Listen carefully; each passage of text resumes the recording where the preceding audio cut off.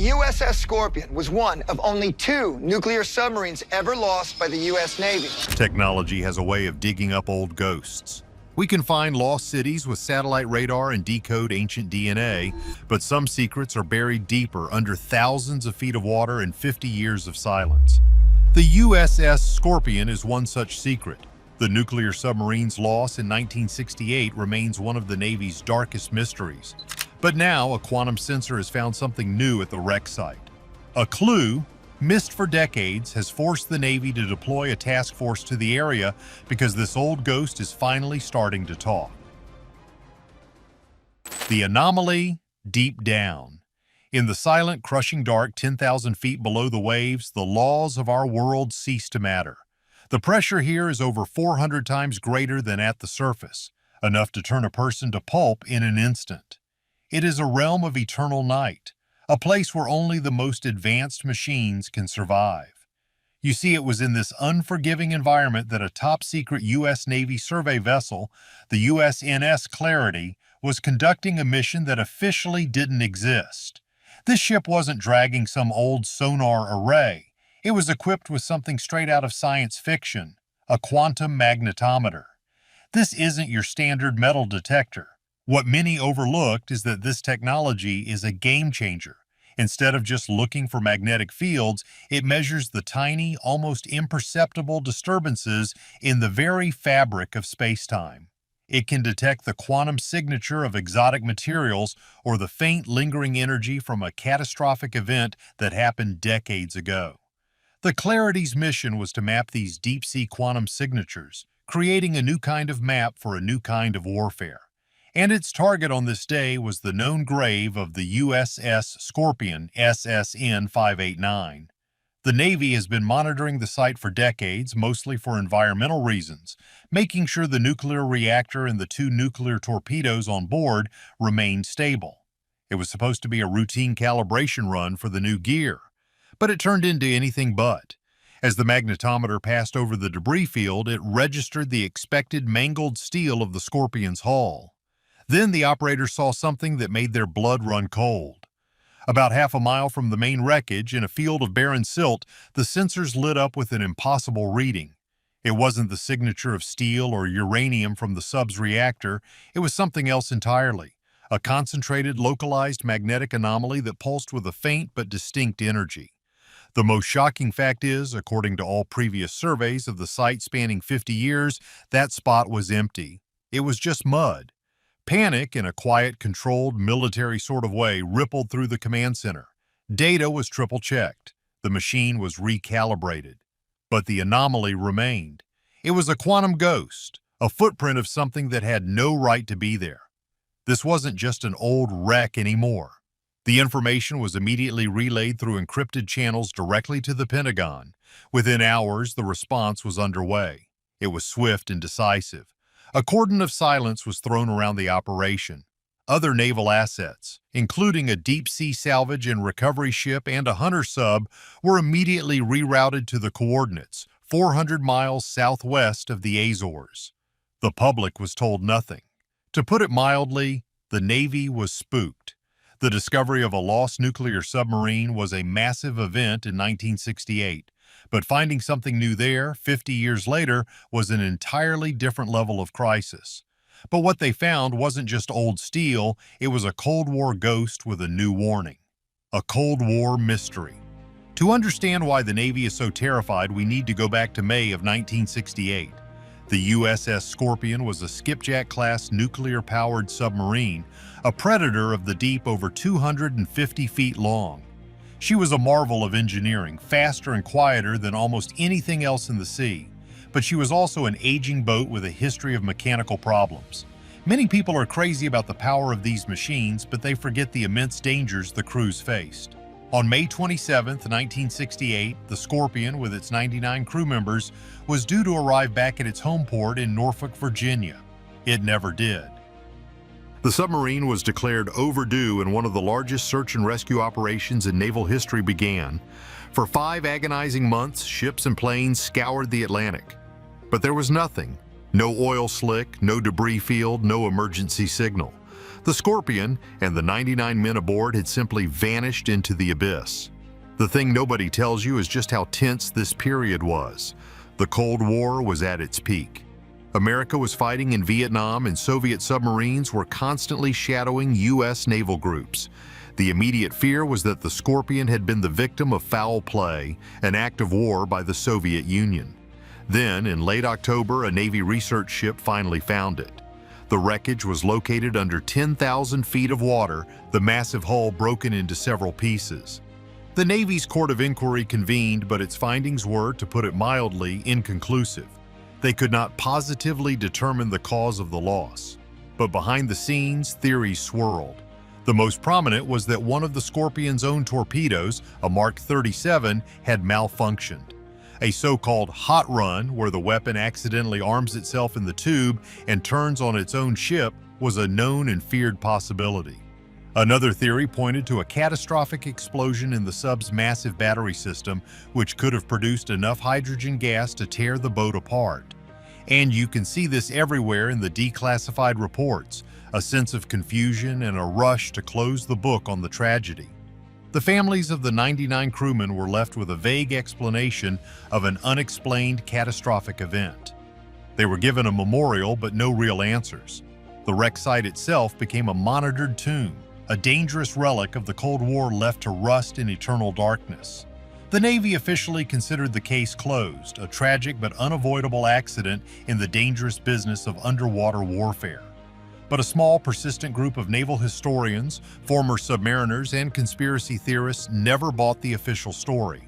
They pointed to inconsistencies in the timeline and strange redacted intelligence reports. They believed the truth was far darker. The official story never added up. But the new discovery points to a far more disturbing truth. A second shadow. The quantum anomaly changed everything. That strange pulsing signature half a mile from the Scorpion's grave wasn't from the American submarine. You see, the analysis of the quantum signature revealed a metallic composition and energy residue consistent with only one thing: the warhead of a Soviet-era Type 53 torpedo. Suddenly, the old conspiracy theory wasn't a theory anymore. The new evidence on the seafloor strongly suggested the Scorpion hadn't suffered a mechanical failure. It had been hunted. The most shocking fact is that this implies a secret naval battle took place, an act of war that was completely covered up by both sides. The narrative starts to shift dramatically. Imagine the scene in 1968. The Scorpion is sailing home, unaware that it's being stalked by a Soviet hunter sub.